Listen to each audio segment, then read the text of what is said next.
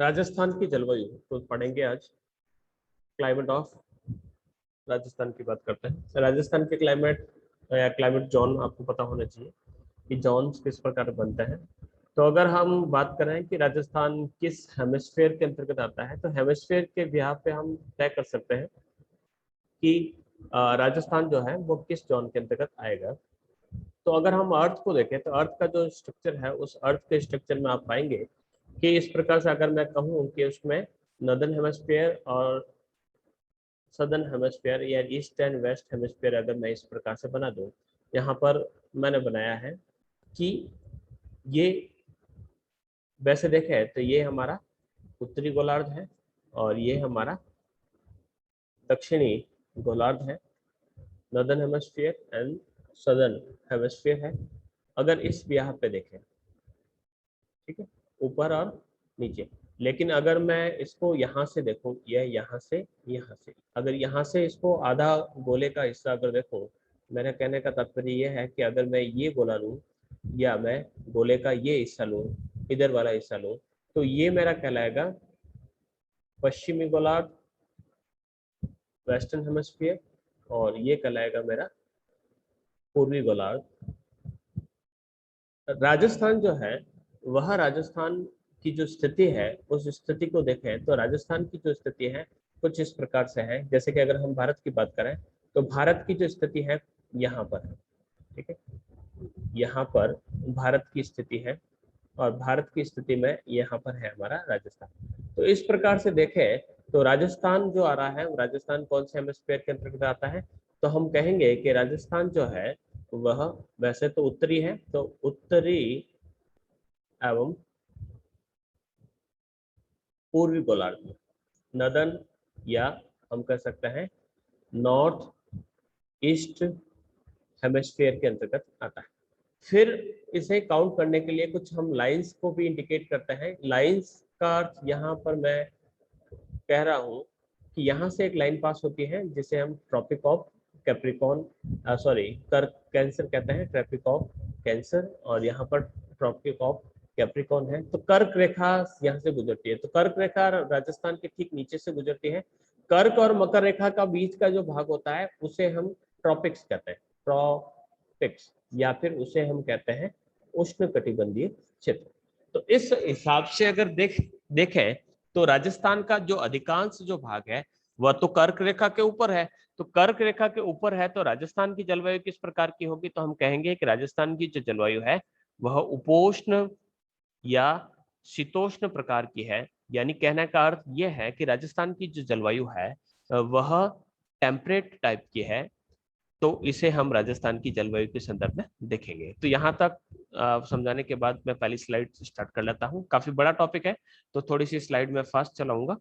हाँ, तो बढ़ते हैं। सबसे पहले बात करते हैं कि राजस्थान जो है उसकी जलवायु को पढ़ने से पहले हम ये देख लेते हैं कि जलवायु और मौसम में क्या फर्क होता है। देखिएगा, जलवायु जलवायु का अर्थ होता है long term state of a place clause called a climate, and short term जो है उसे हम कहते हैं वेदर। वेदर का अर्थ होता है कि वेदर, अभी अगर हम बात करें तो अभी बादल निकल जाएंगे तो हम कहेंगे गर्मी का मौसम है, गर्मी आ रही है, या फिर एकदम से सर्दी लग रही है, एकदम से बारिश लग रही है। तो ये मौसम जो है बदलता रहता है, या मौसम जो है 3 महीने में 4 महीने में बदल देता है। लेकिन जलवायु की बात करते हैं तो जलवायु काफी स्टैटिक रहती है, काफी लंबे समय तक रहती है। जैसे कि मौसम की बात करें तो सर्दी है तो सर्दी का जो समय है 3-4 महीने खत्म हो जाएगा। लेकिन अगर मैं कहूंगा कि जलवायु जो है उष्ण है या उपोष्ण है या शीत प्रकार की है, तो ये एक लॉन्ग टाइम की स्टैटिक आपको सिचुएशन देखने को मिलती है। तो ये क्लाइमेट में और वेदर में फर्क रहता है। जलवायु की बात करते हैं कि जलवायु कौन कौन से तत्व मिलकर डिटरमिनेट करता है कि ये क्लाइमेट है। तो क्लाइमेट में रोल रहता है वहां पर पाए जाने वाला तापक्रम, टेम्परेचर स्केल कितना है, वहां पर पाए जाने वाला वायुदाब, वहां की आर्द्रता, वहां की पर पाई जाने वाली वर्षा, और वेलोसिटी ऑफ द विंड, यानी वहां पर किस गति से और कैसी हवाएं चलती है।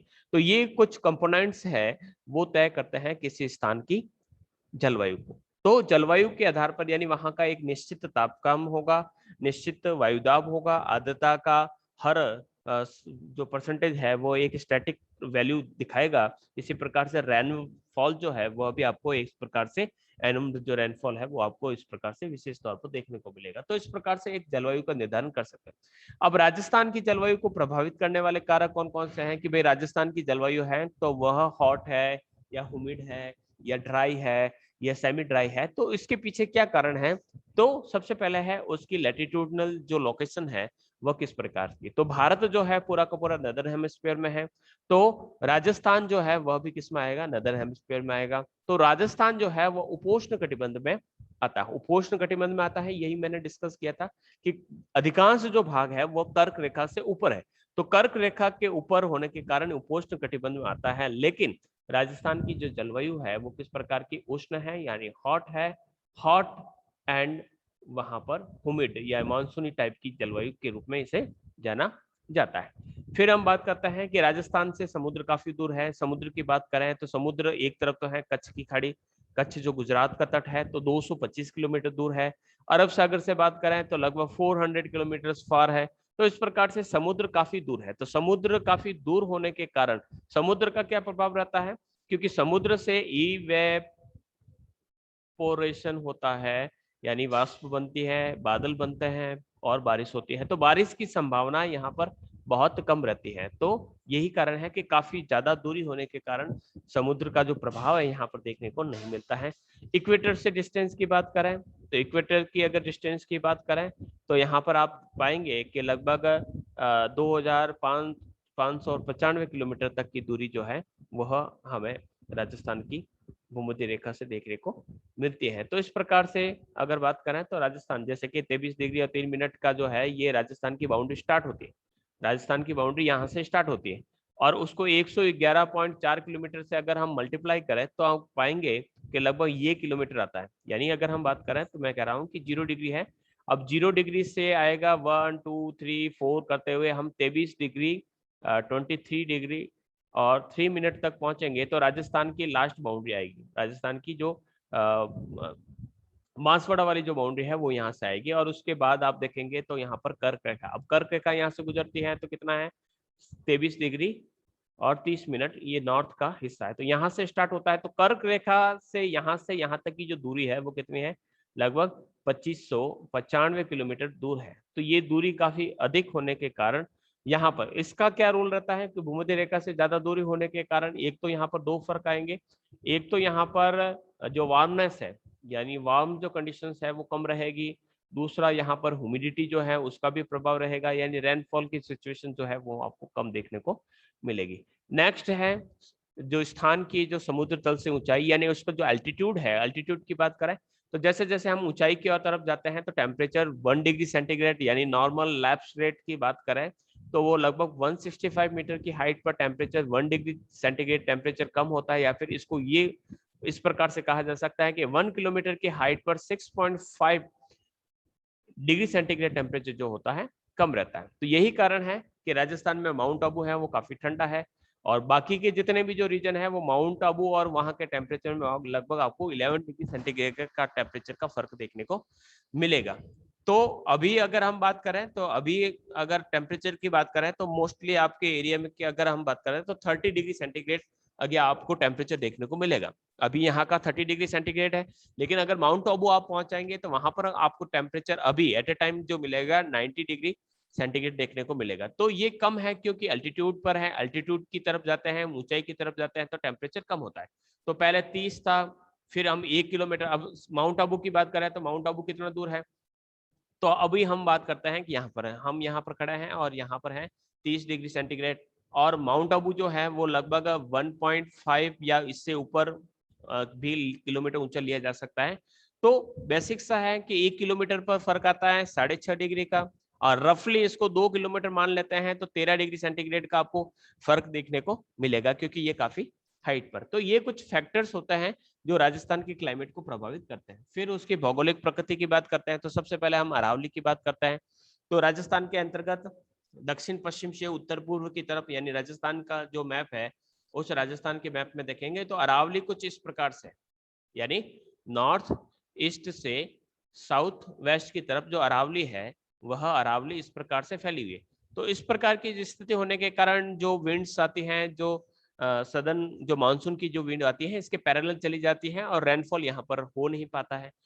दूसरी सिचुएशन क्या है, फिर यहाँ पर थार का मरुस्थल है। अब थार के मरुस्थल की बात करें तो विश्व का सबसे बड़ा जो गर्म मरुस्थल है वो यहाँ पर देखने को मिलती है, और जहां कहीं पर भी मरुस्थल होगा तो वहां पर आप देख सकते हैं वहां पर हॉट क्लाइमेट देखने को मिलती है। तो यही कारण है कि यहाँ की जितनी भी जो सीजन्स है उस सीजन्स में आपको वेरिएबल्स देखने को मिलता है, विषमताएं देखने को मिलता है। इस कारण यहाँ की जो जलवायु है उसको एक कंटिनेंटल क्लाइमेट के रूप में देखा जा सकता है। कंटिनेंटल क्लाइमेट क्यों कहा जाता है? क्लाइमेट को दो भागों में डिवाइड कर सकते हैं, एक तो कंटिनेंटल होती है और एक होती है आपके ओशनिक होती है। ओशंस जहां पर लगता है या फिर कोई भी द्वीप या फिर सागर का या पानी वाला वाटर बॉडीज लगती है तो उसको हम ओशनिक क्लाइमेट कह सकते हैं। वहां पर समुद्र का प्रभाव देखा जा सकता है, ह्यूमिडिटी ज्यादा होगी, बारिश की संभावना ज्यादा होगी, कि इवेपोरेशन ज्यादा होगा, क्लाउड्स फॉर्मिंग होंगे, कंडेंसेशन होगा, और वहां से प्रेसिपिटेशन के जो चांसेस है वो बढ़ जाते हैं, यानी बारिश होने की संभावनाएं बढ़ जाती हैं अगर पानी का क्षेत्र है। तो ये कुछ कारण है। फिर हम बात करते हैं कि राजस्थान की जो जलवायु है उस जलवायु के प्रदेश कौन से। जलवायु प्रदेश का अर्थ होता है कि रीजन्स की बात करता है। तो एक जलवायु के निर्धारण की बात करें तो जलवायु के निर्धारण में वर्षा और तापक्रम ये दो बहुत बड़े फैक्टर होते हैं, और वह तय करते हैं कि वह किस प्रकार का रीजन है। तो वर्षा को यहाँ पर काफी अधिक महत्व दिया जाता है, लेकिन इस आधार पर अगर देखें तो ये वर्गीकरण है। तो सबसे पहला वर्गीकरण है शुष्क जलवायु। अब नाम से ही पता चल जाएगा कि शुष्क है यानी ड्राई क्लाइमेट रीजन है। तो ड्राई क्लाइमेट रीजन कहाँ मिलेगा? जहां पर आपको वनस्पति कम है। वनस्पति कम है उससे भी पहले यहाँ पर आपको मिलेगा कि जो रेनफॉल है वो आपको यहाँ पर कम देखने को मिलेगा। तो रेनफॉल कम मिलता है, कंटीली झाड़ियां मिलती हैं। कंटीली झाड़ियों को हम जीरोफाइट्स कहते हैं। अब जीरोफाइट कहा करता है या फिर इसके लिए एक दूसरा शब्द है मरुदभिद। मरुदभिद प्रकार की वनस्पतियां देखने को मिलती है। 20 सेंटीमीटर से बिलो रेनफॉल देखने को मिलता है, और वहां पर रेनफॉल से ज्यादा आपको इवेपोरेशन की जो रेट है वो ज्यादा देखने को मिलती है, यानी बारिश कम होती है उसके कंपेयरली वहां पर इवेपोरेशन यानी वाष्पीकरण जो है वो बहुत अधिक देखने को मिलता है। यहाँ पर गर्मियों में टेम्परेचर 34 से 40 के बीच और सर्दियों में 12 से 16 डिग्री सेंटीग्रेड के बीच में मिलता है। तो राजस्थान के मैप में आपको पता चल गया होगा, मैं बात करता हूं कि 10 डिग्री सेंटीग्रेड की जो रेनफॉल लाइन है और 25 सेंटीमीटर रेनफॉल की जो रेनफॉल लाइन है उसके बीच का जो रीजन है वह शुष्क जलवायु का क्षेत्र है। इसे हम पश्चिमी रेतीला मैदान कहते हैं। पश्चिमी रेतीला मैदान को भी दो भागों में बांटा था हमने, एक तो शुष्क बालू का स्तूप मुक्त क्षेत्र और एक बालू का स्तूप युक्त क्षेत्र। तो ये आपका पहला क्षेत्र होगा। दूसरा अर्ध शुष्क। अर्ध शुष्क को हमने जब क्लाइमेट इसका जो डिवीजन फिजिकल डिवीजन किए थे तो उस समय हमने इसको पढ़ा था। इसे राजस्थान का बांगड़ प्रदेश भी कहा जाता है। इसे क्या कहा जाता है? राजस्थान बांगड़ प्रदेश। बांगड़ प्रदेश जो अरावली के पैरेलल है। अरावली सबसे पहले अरावली है, ठीक है। अरावली के बाद यहाँ पर आ जाएगा आपका बांगड़ अर्ध शुष्क क्षेत्र। बांगड़ के बाद आ जाएगा मरुस्थल का क्षेत्र। मरुस्थल के बाद यहाँ पर पाकिस्तान की बाउंड्री। तो 10 सेंटीमीटर यहाँ पर रेल, यहाँ पर 25 सेंटीमीटर, और अरावली के पैरेलल होता है 50 सेंटीमीटर। तो ये वह रीजन है जो 25 से 50 सेंटीमीटर रेनफॉल होती है। बांगड़ रीजन इसे कहा जाता है। स्टेपी जो घास है वो देखने को मिलती है, कुछ कंटीली झाड़ियां देखने को मिलती हैं। बारिश जो है वह 20 से 40 या रफली 25 से 50 सेंटीमीटर देखने को मिलती है। इसके अंतर्गत शेखावटी क्षेत्र को शामिल किया जाता है। बेसिकली इसमें 4 क्षेत्रों को हमने बांटा था। 4 क्षेत्र कौन कौन से थे तो मैं आपको रिवाइज कराता हूँ। एक तो है गग्गर, ठीक है। गग्गर के बाद आता है शेखावटी। शेखावटी के बाद नागौरी उच्च भूमि, और उसके बाद है आपका लूणी बेसिन। तो ये 4 भाग इसके मुख्य भाग है। टेम्परेचर की बात करें गर्मियों में 32 से 36 और सर्दियों में 10 से 17 डिग्री सेंटीग्रेड यहाँ का टेम्परेचर मिलता है। तो ये रीजन है आपका दूसरा जिसे अर्ध शुष्क कहा जाता है। अब अर्ध शुष्क के बाद नेक्स्ट जो रीजन है उसके बाद की बात करते हैं उप आर्द्र semi humid. Semi humid climate reason. तो यहाँ पर पर्वतीय वनस्पति पाई जाती है। तो यहाँ पर देखिएगा, यहाँ पर हम कहाँ पहुंचे थे? यहाँ पर हम जो रेतीला मैदान है, रेतीला जो मैदान है वहां पर शुष्क जलवायु पाई जाती है, यानी हम थार के मरुस्थल की बात कर रहे थे, यहाँ पर हम राजस्थान बांगड़ के प्रदेश कर रहे हैं, यहाँ पर जो हम पर्वतीय वनस्पति बात कर रहे हैं तो यहाँ पर नो डाउट क्या है, यहाँ पर है अरावली। तो पर्वतीय वनस्पति पाई जाती है, बारिश 40 से 60 सेंटीमीटर। जयपुर, अजमेर, पाली, नागौर ये पूरे पूरे इस जलवायु वाले रीजन में शामिल किया जाता है। गर्मियों में टेम्परेचर 28 से 34 और सर्दियों में 12 से 18 डिग्री सेंटीग्रेड देखने को मिलता है। फिर है आर्द्र। आर्द्र यानी बारिश होती है, तो बारिश कहाँ होती है, जहां पर आपके ह्यूमिडिटी भी पाई जाती है। तो यहाँ पर आपको पतझड़ वाले यानी डेसिडियस फॉरेस्ट आपको देखने को मिलेंगे। गर्मियां आने से पहले ये पत्तियां अपने गिरा देते हैं। क्यों गिरा देते हैं? क्योंकि पत्तियां जो होती हैं वो ट्रांसपायरेशन यानी जो वाष्पोत्सर्जन को है बहुत ज्यादा करती है, तो उसमें पानी का जो मात्रा है उस पिक के अंदर वो रिलीज हो जाती है। तो ऐसी स्थिति में जब गर्मी आती है और उन पेड़ों को लगता है कि अब पानी नहीं मिलेगा, तो वो अपनी पत्तियों को गिरा देते हैं। तो डेसिडियस टाइप के या पतझड़ प्रकार के जो वन होते हैं यहाँ पर मिलते हैं। बारिश 60 से 90, भरतपुर, धौलपुर, कोटा, बूंदी, सवाई माधोपुर रीजन आता है। गर्मियों में 32 से 35 और सर्दियों में 14 से 17 डिग्री सेंटीग्रेड टेम्परेचर यहाँ पर मिलता है। लास्ट जो पांचवा है वह है अति आर्द्र। अति आर्द्र यानी बहुत ज्यादा बारिश होती है। तो बहुत ज्यादा बारिश कहाँ पर होती है? तो दक्षिणी राजस्थान के अंदर होती है। सवाना टाइप की वेजिटेशन मिलती है।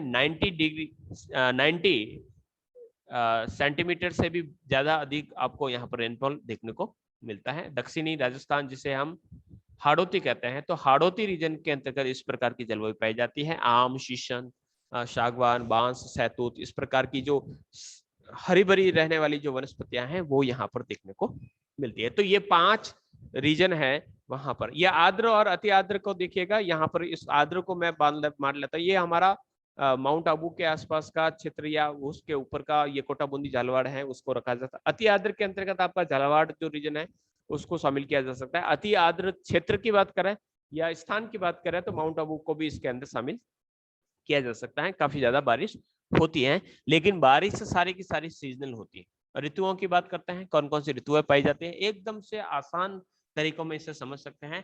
तो भूगोल में अगर ऋतुओं की बात करें तो भूगोल में गर्मी, वर्षा, शरद और शीत। शरद को हम बसंत भी कहते हैं। बसंत ऋतु एकदम मिड की जो वैल्यू होती है उसे हम बसंत के नाम से कहा जाता है। न गर्मी है न ज्यादा सर्दी है, तो उसे हम ऑटोमन या शरद ऋतु के नाम से जानते हैं। संस्कृत की बात करें तो संस्कृत के अंतर्गत बसंत ऋतु यानी फागुन और चैत्र का जो महीना होता है उसमें बसंत ऋतु होती है। ठीक है। गर्मियों का मौसम वैशाख और ज्येष्ठ के समय, बारिश जो समय है आषाढ़ और सावन के समय होता है। और शरद की बात करें तो भाद्रपद और आश्विन यानी भादवा और आशोज जो कहा जाता है उसमें आपके शरद ऋतु होती है। हेमंत की बात करें तो कार्तिक और मिक्सर या फिर कार्तिक और मार्गशीर्ष जो हिंदी महीने हैं उसके अंतर्गत हेमंत ऋतु होती है। तो इस प्रकार से नेक्स्ट है शिशिर, पो और माह। तो दो महीनों का यहाँ पर ग्रुप बना हुआ है। चैत्र, वैशाख, जेठ, आषाढ़, सावन, भाद्रपद, आश्विन, कार्तिक, मार्गशीर्ष, पो, माघ। ठीक है। तो ये माघ और फागुन ये जो महीने हैं हिंदी महीने उसके अनुसार इस प्रकार से ऋतुओं का विभाजन किया जा सकता है। लेकिन भूगोल के विद्यार्थी ग्रीष्म ऋतु में पढ़ेंगे। अब ग्रीष्म ऋतु में राजस्थान में क्या क्या विशेषता देखने को मिलती है, बड़ी फास्ट तरीके से मैं इसको चलाऊंगा। तो गर्मियों में यहाँ पर लू चलती है। अब लू कहाँ से आती है? तो पश्चिम से पूर्व की तरफ चलती है। इन्हीं राजस्थान के अंतर्गत वेस्ट से ईस्ट की तरफ हवाएं चलती है लू। तो लू चलती है वेस्ट से ईस्ट की तरफ यानी पाकिस्तान की तरफ चलती है। तो हमारे यहाँ पर क्या किया जाता है कि जब भी यहाँ रेगिस्तानी क्षेत्रों में जब मकान बनाया जाता है तो जो दरवाजा है वो वेस्ट में नहीं रखा जाता है, खिड़कियां वेस्ट के अंतर्गत नहीं रखी जाती है, क्योंकि पश्चिम से गर्म हवाएं चलती है, इसलिए ये इस प्रकार की खिड़कियां नहीं रखते हैं। शुष्क हवाएं चलते हैं। कुछ चक्रवात चलते हैं। भभूलिया जिसे वतुलिया कहा जाता है। तो वतुलिया या भभूलिया क्या होती है? तो संवहनी धाराओं के कारण इसकी उत्पत्ति होती है, यानी छोटे छोटे से इस प्रकार से जो टॉर्नेडो या साइक्लोन्स चलते हैं उसे हम भभूलिया के नाम से जानते हैं। छोटा प्रश्न होता है और हमेशा कई बार पूछा जा सकता है कि भभूलिया क्या होता है। राजस्थान का सबसे गर्म स्थान और शुष्क यानी ड्राई जो रीजन है या जो स्थान है वो फलोदी है जोधपुर के पास। सबसे गर्म जिले की बात करते हैं, ये स्थान है। जिले की बात करते हैं तो चुरू है। अब तक का सबसे गर्म वर्ष 2010 रहा है।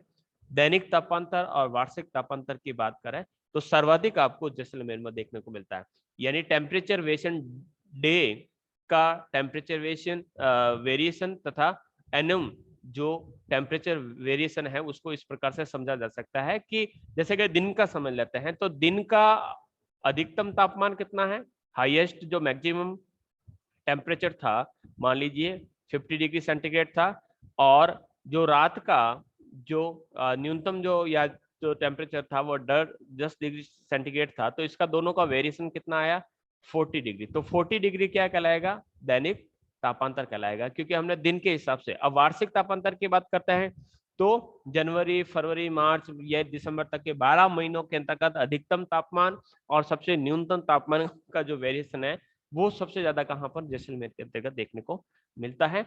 दैनिक तापमान की बात करें तो न्यूनतम जो है डूंगरपुर, यानी इसका जो वेरिएशन है वह वेरिएशन सबसे कम जो देखने को मिलता है वह आपको डूंगरपुर के अंतर्गत देखने को मिलता है। तो ये आपको यहाँ पर देखने को मिलता है। सर्वाधिक वार्षिक तापांतर की बात करें, सर्वाधिक वार्षिक तापमान एनुअल टेम्परेचर की बात करते हैं तो आपको जून के अंतर्गत देखने को मिलता है। सबसे गर्म महीना राजस्थान में जून का है।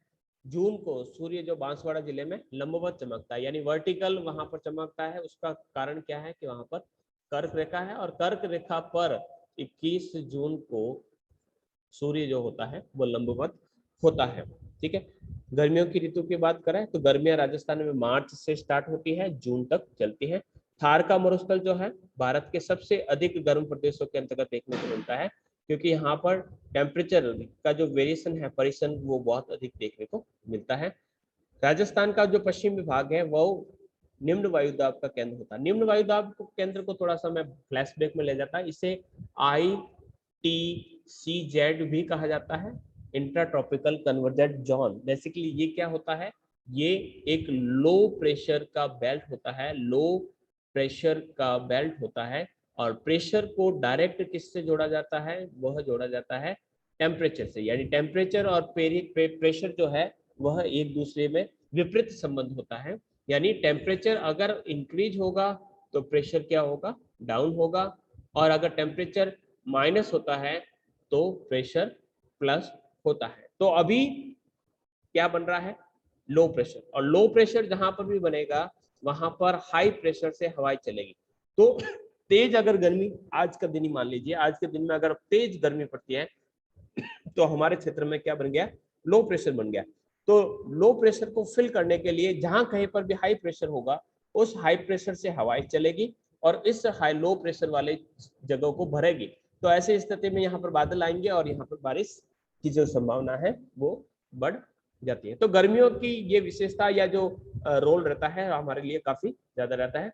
तो गर्मियों में सूर्य की किरणें काफी तेज रहती है, बहुत ज्यादा तापमान रहता है, गर्म हवाएं लू चलती है, वाष्पीकरण बहुत अधिक यानी इवेपोरेशन काफी अधिक होता है, इसलिए एयर के अंतर्गत ह्यूमिडिटी बहुत कम यहाँ पर देखने को मिलती है। नेक्स्ट है वर्षा। अब वर्षा राजस्थान में कहाँ से होती है, तो जो साउथ वेस्ट मानसून है, जो बंगाल की खाड़ी से जो ब्रांच आती है उससे राजस्थान में बारिश होती है। मानसून शब्द अरबी वर्ड है, मौसम यानी हवाओं की दिशा में जो परिवर्तन होता है तो उन्हें मानसून हवाएं कहा करते हैं। अरबी नाविक हिप्पोलस ने मानसून शब्द की खोज की थी। भारतीय मानसून की बात करते हैं तो ये पूरा का पूरा कॉन्सेप्ट आपने फर्स्ट ईयर के अंतर्गत पढ़ा होगा। तो मई के महीने में जब राजस्थान में जब लो प्रेशर बनता है तो उस प्रकार से मेडागास्कर या अफ्रीका के नीचे से जहां पर हाई प्रेशर होता है, मेडागास्कर का अर्थ होता है जैसे कि हमने कहा कि ये अफ्रीका कंटिनेंट है, अफ्रीका कंटिनेंट में यहाँ पर है मेडागास्कर, और भारत जो है वो यहाँ पर। अब भारत के अंतर्गत क्या बन गया, लो प्रेशर बन गया, और यहाँ पर इक्वेटर पास होती है, ये याद रखिएगा, इक्वेटर यहाँ से 0 डिग्री लैटिट्यूड है या इक्वेटर यहाँ से पास होती है। इस समय मेडागास्कर में क्या होता है, हाई प्रेशर होता है, यहाँ से लो प्रेशर होता है। तो यहाँ से हवाएं ऐसे चलती हैं, हवाएं ऐसे चलती हैं, लेकिन इसको पार करने के बाद यानी इक्वेटर को पास करने के बाद हवाओं की जो डायरेक्शन होती है चेंज हो जाती है, क्योंकि हम नदर्न हेमिस्फीयर में आ गए, और नदर्न हेमिस्फीयर में यानी उत्तरी गोलार्ध में आने के कारण हवाओं की दिशा चेंज हो जाती है। तो हवाओं की दिशा जब चेंज होती है तो चेंज होने के बाद ये जो शाखाएं होती है तो ये भारत के यहाँ केरल से टकराती है। एक ब्रांच तो इस लो प्रेशर को बढ़ने के लिए जाती है और एक ब्रांच इस तरफ चली जाती है। जो यहाँ पर बंगाल की खाड़ी से जाती है तो उसको बंगाल की खाड़ी का मानसून कहते हैं, और जो अरबियन सॉरी यहाँ पर अरेबियन सी है और यहाँ पर बंगाल का खाड़ी का मौसम है। तो ये जो शाखा जाती है अरेबियन वाली, तो ये दक्षिणी पश्चिमी मानसून कहलाता है, दक्षिणी पश्चिमी मानसून। और ये जो शाखा है वो अलग चला। अब भारत में तो ये हमने कहा कि दो ब्रांचेस बन गए, लेकिन राजस्थान में सबसे ज्यादा जो बारिश होती है वो किससे होती है?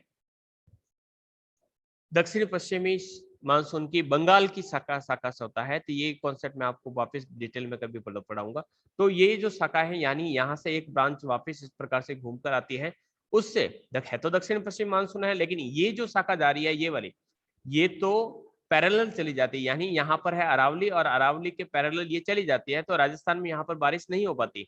लेकिन ये जो शाखा यहाँ से घूमकर आती है तो वो यहाँ पर राजस्थान के अंदर बारिश करती है। तो सबसे पहले भारत की ओर आती है, सबसे पहले केरल के तट पर बारिश करती है। मानसून दो भागों में बढ़ जाता है, ये मैं आपको यहाँ पर समझा चुका हूँ। फिर अरब सागर का मानसून क्या होता है ये भी हम डिस्कस कर चुके हैं। तो पश्चिमी तट पर बारिश करता हुआ गुजरात के काठियावाड़ में वर्षा कर राजस्थान में प्रवेश करता है। राजस्थान में प्रवेश करता है परंतु राजस्थान में वर्षा नहीं करता, क्योंकि अरावली के पैरेलल होने के कारण ये हवाएं जो हैं वो सीधी कहां पर चली जाती है? हिमालय के पास पहुंच जाती हैं। जो अभी कुछ दिनों में आपने न्यूज पेपर में पढ़ा होगा कि जो मानसून का जो ट्रफ जो है वह हिमालय के पास बन गया है। तो पंजाब और हिमाचल में बारिश यहाँ पर होती है। तो अरावली जो है वहां हमारे बारिश की स्थिति को खराब करती है। फिर बंगाल की खाड़ी की मानसून की बात करता है तो तमिलनाडु में बंगाल की खाड़ी की जो वर्षा कर जो बंगाल की खाड़ी में जो ह्यूमिडिटी होती है उसको रिसीव करती है, और नॉर्थ ईस्ट के राज्यों में ये काफी बारिश करती है। मासिन राम जो सर्वाधिक वर्षा वाला स्थान है। दूसरा स्थान जो चेरापूंजी जो सोहरा जिसका नाम कर दिया गया है, उसके बाद में ये शाखाएं वेस्ट बंगाल, बिहार, यूपी, एमपी में बारिश करता हुआ झालावाड़ के रास्ते से राजस्थान में प्रवेश करता है, और इसी से हमारे यहाँ पर बारिश होती है। यानी झालावाड़ से होता हुआ जो बारिश आते हैं वो हमारे यहाँ पर बारिश करता है। तो ये कुछ रेनफॉल की अगर लाइन की बात करते हैं तो बारिश की अगर बात कर रहे हैं तो कहाँ पर बारिश सबसे ज्यादा देखिएगा 1100 से ज्यादा, यानी सबसे ज्यादा जो आपको बारिश मिलेगी वो इस रीजन के अंतर्गत देखने को मिलेगी। फिर उसके बाद जैसे जैसे हम इस रीजन से इस रीजन में जाएंगे तो बारिश का जो है परसेंटेज जो है वह आपको क्या देखने को मिलेगा? कम। यानी अगर हम बात करें तो राजस्थान में ईस्ट से वेस्ट की तरफ जाते हैं तो बारिश का जो परसेंटेज है कम देखने को मिलेगा। सबसे कम बारिश जो होती है वो आपको 150 ये एमएम में है, तो हम 15 सेंटीमीटर मान लेते हैं। तो यहाँ पर कितनी होती है? 15 सेंटीमीटर बारिश होती है। फिर यहाँ पर हम बात करते हैं 20 सेंटीमीटर बारिश होती है, ठीक है। फिर ये लाइन है, यहाँ पर हो गया 30 सेंटीमीटर बारिश होती है। फिर ये वाली लाइन डॉट डॉट वाली, तो यहाँ पर आप 40 सेंटीमीटर की बारिश कर लेते हैं। 40 के बाद ये लाइन आ गई अरावली के आसपास का क्षेत्र, तो वहां पर आपको 50 सेंटीमीटर बारिश। फिर 60, 70, 80, तो इस प्रकार से ये धीरे धीरे परसेंटेज बढ़ रहा है। यानी रेनफॉल जो है इधर बहुत ज्यादा हो रहा है और धीरे धीरे हम वेस्ट की तरफ जाते हैं तो यहाँ पर धीरे धीरे माइनस होता रहा है, कम बारिश होती रहती है। दूसरा ये मैप है, उस मैप के माध्यम से आप देख सकते हैं कि यहाँ पर जो बारिश है यानी वार्षिक वर्षा यानी एनुअल जो रेनफॉल की अगर बात करें मिलीमीटर में, यानी इसी को वापस डिस्कस किया गया है कि यहाँ पर जो बारिश है तो आप देखेंगे यहाँ पर केवल 10 ये एमएम में है, इसलिए 100 लिख रखा है। 10 सेंटीमीटर बारिश होती है यहाँ पर आपको, यानी जहां जहां से ये लाइन पास आउट हो रही है वहां पर आपको केवल 30 सेंटीमीटर बारिश देखने को मिलेगी।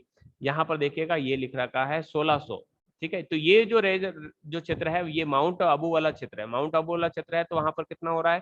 तो 160 वहां पर सेंटीमीटर बारिश भी देखने को मिलती है। तो वो डिपेंड करता है कि वो एल्टीट्यूड पर है या किस जगह पर है। झालावाड़ की बात करें तो झालावाड़ में देखिएगा यहाँ पर ये आपके 90 सेंटीमीटर रेनफॉल देखने को मिलता है। ये जो लाइन है जो सवाई माधोपुर वाला, तो यहाँ पर आपको 80 सेंटीमीटर वाली बारिश है।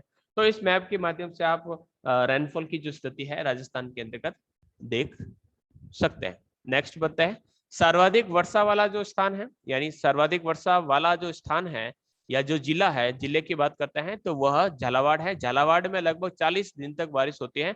दूसरा जो बारिश वाला स्थान है वो है बांसवाड़ा। न्यूनतम बारिश राजस्थान के अंतर्गत केवल 5 दिनों तक होती है जैसलमेर के अंतर्गत। बारिश कितने लंबे समय तक चलती है। न्यूनतम बारिश वाला स्थान जो है फलोदी, ये सबसे ड्राइस्ट जो प्लेस है जहां पर बहुत कम बारिश होती है। फिर है बहुत ज्यादा वर्षा वाला स्थान, स्थान की बात करते हैं, प्लेस की बात करते हैं तो माउंट आबू, लेकिन जब हम डिस्ट्रिक्ट की बात करते हैं तो झालावाड़। ठीक है, लगभग 153 सेंटीमीटर एनुअल रेनफॉल यहाँ पर देखने को मिलता है। बारिश जून से स्टार्ट होता है, सितंबर लगभग 15 सितंबर जो है वह लास्ट डे होता है, तो यहाँ पर बारिश होती रहती है।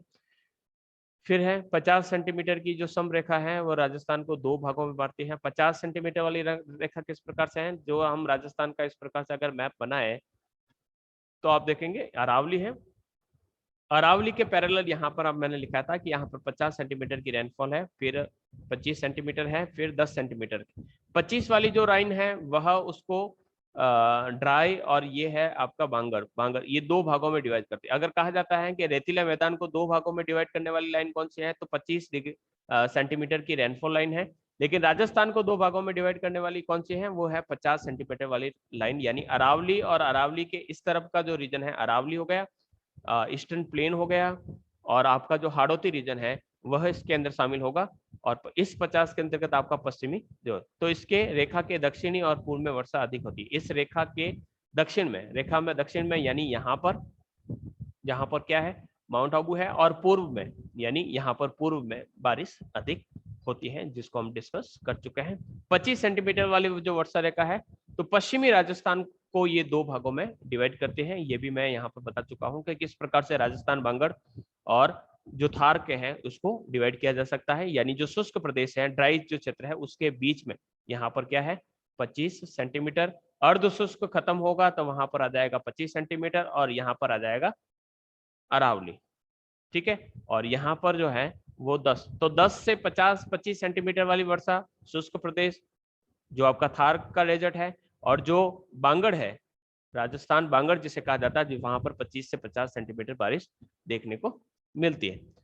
नेक्स्ट, एवरेज जो एनुअल रेनफॉल है राजस्थान का 57.51 सेंटीमीटर, ये एवरेज यहाँ पर रेनफॉल देखने को मिलता है। बारिश की मात्रा दक्षिण पूर्व से उत्तर पश्चिम की ओर कम होती है। दक्षिण पूर्व यानी अगर हम बात करें तो ये है साउथ, और ये है ईस्ट, यानी यहाँ से यहाँ पर है हमारा झालावाड़ की तरफ से हम जाएंगे, और यहाँ पर है नॉर्थ, और यहाँ पर है वेस्ट, तो नॉर्थ वेस्ट कहाँ हो गया, यहाँ पर नॉर्थ वेस्ट, तो इस दिशा में यहाँ पर है हमारा जैसलमेर, यानी जैसलमेर की तरफ हम जाएंगे तो बारिश क्या हो जाएगी, यहाँ पर आपको कम देखने को मिलेगी। सबसे ज्यादा यहाँ पर बारिश होगी, और सबसे लोवेस्ट जो बारिश है वो यहाँ पर होगी। तो इस प्रकार से दक्षिण पूर्व से उत्तर पश्चिम की तरफ जब जाते हैं तो बारिश हमें कम देखने को मिलती है। तो ये मैप है, मैप में मानसून कब आता है, तो मानसून की जो स्थिति है देखिएगा 15 जून तक यहाँ इन क्षेत्रों में बारिश आ जाता है, यानी झालावाड़ के दक्षिणी हिस्सों में, बांसवाड़ा, डूंगरपुर में 15 जून को बारिश आ जाता है। 1 जुलाई को एक जो व्यवस्था है, 1 जुलाई को राजस्थान के पाली जिले के अंतर्गत हमारे यहाँ पर, हम यहाँ पर हैं, तो यहाँ पर आप देख सकते हैं कि यहाँ पर जो बारिश है वह 1 जुलाई के आसपास पहुंच जाती है। 15 जुलाई का जो समय रहता है वहां पर जैसलमेर तक पहुंचती है, यानी सबसे ज्यादा बारिश कब पहुंचती है, 15 जुलाई तक पहुंचती है, और 15 जुलाई तक यहाँ पर केवल 5 दिन तक बारिश, 5 डे यहाँ पर रेनफॉल होती है। लेकिन झालावाड़ की बात करते हैं तो यहाँ पर 40 डेज यहाँ पर रेनफॉल देखने को मिलता है। तो ये यहाँ से जो मानसून है वो मानसून धीरे धीरे इस प्रकार से यहाँ पर इस दिशा के अंतर्गत पहुंचता है। इधर से जो मानसून आता है वो यहाँ पर बारिश नहीं कर पाता है, क्योंकि यहाँ पर है अरावली, और अरावली के पैरेलल ये जो हवाएं हैं सीधी आगे चली जाती है, कहाँ पर चली जाती है, वो पहुंच जाती है हिमालय तक पहुंच जाती है। तो ये पूरा रेनफॉल का सिस्टम रहता है। शरद ऋतु हो नहीं पाएगी, इसको हम नेक्स्ट पढ़ेंगे।